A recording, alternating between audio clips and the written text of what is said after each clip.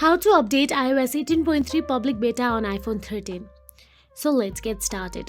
Here is a step-by-step guide to help you with this process. First, open the App Store app on your mobile device.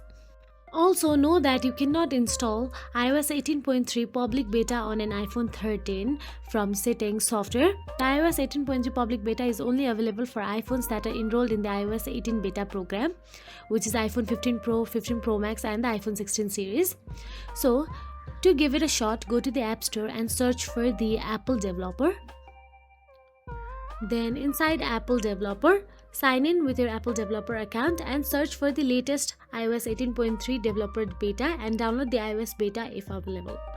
You will be able to update your iPhone 13 to iOS 18.3 developer beta using your Apple developer account.